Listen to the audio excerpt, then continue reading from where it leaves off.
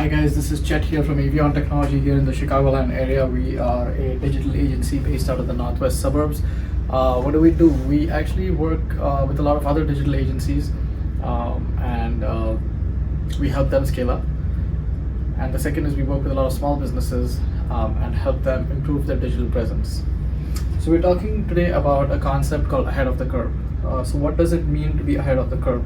Right, so there's something called as the first mover's advantage, right? In any business, in any sphere, in anything, we usually see that it's always the first mover in anything who gets the gets the lion's share of the market share.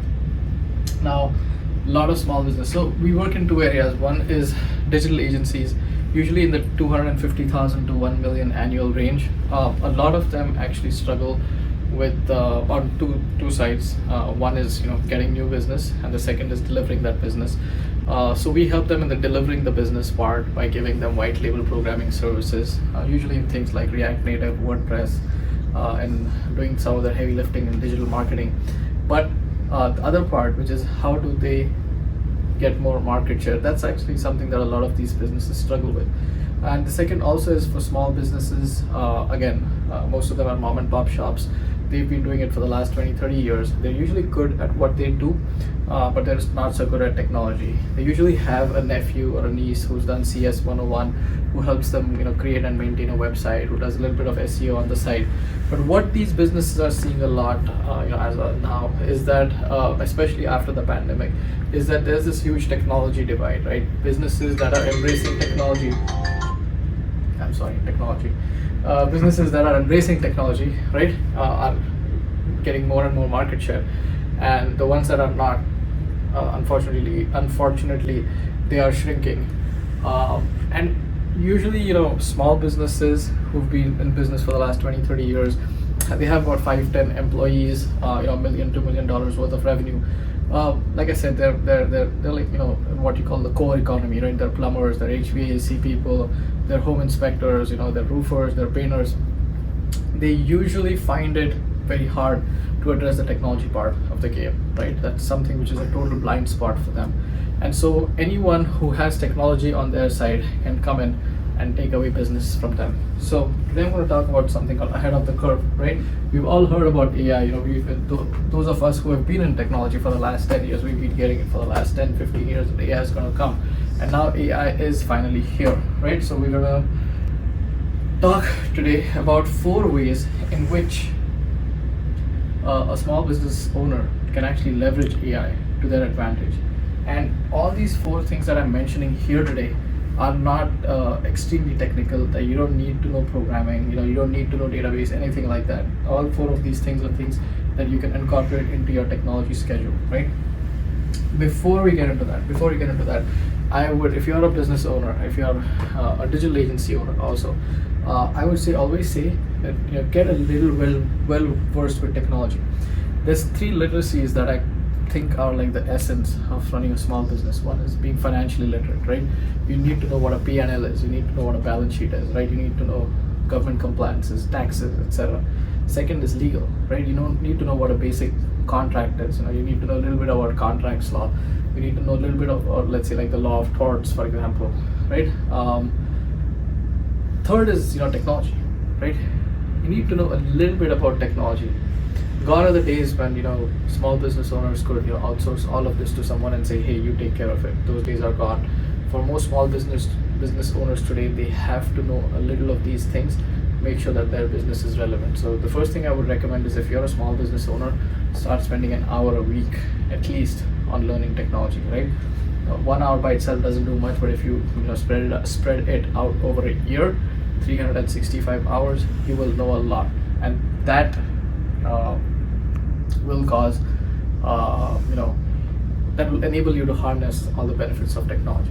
Now, talking about ahead of the curve, right? What can you do now? What can you do today to harness some of the power of AI? First is a chatbot for your website, right?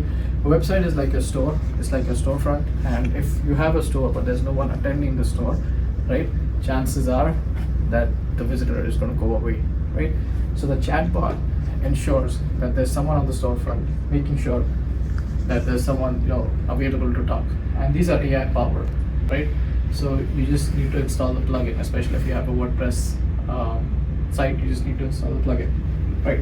Second is CRM. Again, most small business owners do not use a CRM. They'll usually have stuff on Excel sheets, Google Docs, right? But start using a CRM. There's Zoho, there's Salesforce, there's Hootsuite, there's HubSpot. There's tons of CRMs available out there. Start using a CRM. So what that CRM is going to do is that it's going to start giving you some amount of predictive analysis, right? AI, the models within AI are getting sharp every day. So if you plug in data for 3 years, right? AI is going to tell you what your next month is going to look like, what the next quarter is going to look like. Now that might not necessarily happen, but in the olden days we used to have an advisor to do that. That advisor's job is now done by AI. So definitely think about a CRM and think about how predictive analyses can work for you. Number 3, cybersecurity. That's a no-brainer, right? Today, so here's the thing. I attended a lecture a couple of weeks back, and the speaker, he told me that all of us, right, are in a war, in a state of war, right? It's just that we don't. Some of us know it and some of us don't, and that's 100% true. We have nefarious actors who are attacking small business websites in order to get information. We have nefarious actors who are attacking, trying to get into your database. If you're doing stuff which you're not supposed to do, like storing credit card information on your website, you have crosshairs painted on your back. Or if you're in the medical business and if your client information is going out, that's a HIPAA compliance straight off the bat. So we are in a war, we are in a state of conflict, and there's bad people out there who are trying to get to your data, who are trying to get to your database, who are trying to get to your source code, right? So definitely look for some kind of an automated AI-driven cybersecurity tool. Why AI-driven, right? Because in the past, if you use McAfee, if you use all of these different cybersecurity tools, you had to keep updating them because the virus profile changed, and so this malware, the malware profile changed, right? So the cybersecurity tool had to kind of, you had to update it constantly. Now you don't need to update it.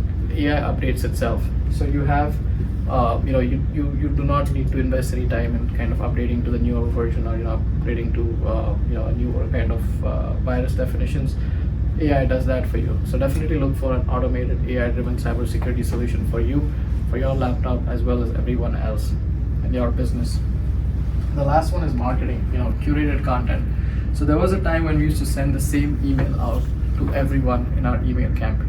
Maybe we used to do a little bit of A/B testing, but usually we would do an email blast. Now what that does is that you have no idea, right, that the email that you're sending to it, whether that's for the right user or the wrong user, right?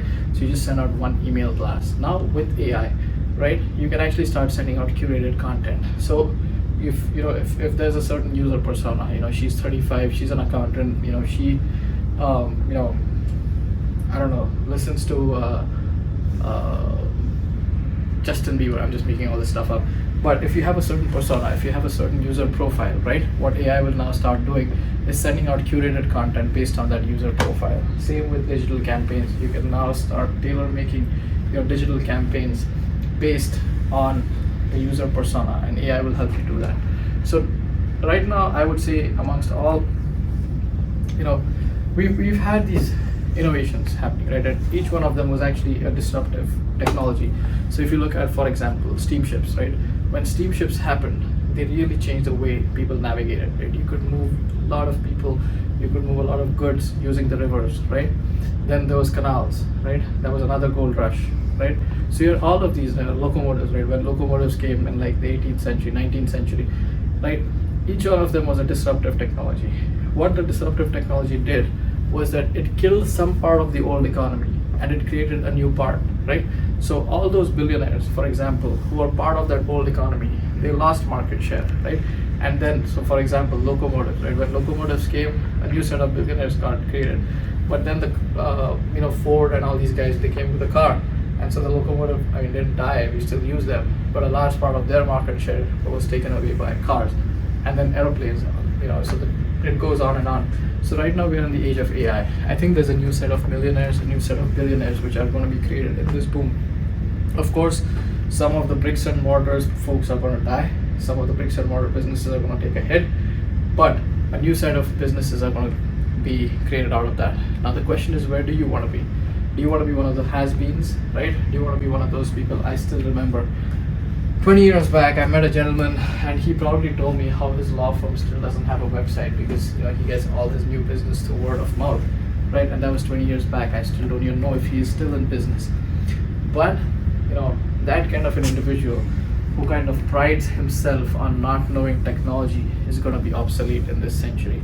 If you are in business, if you are a small business owner, take it from me, please start learning the basics of technology. Start investing at least an hour a week in learning technology.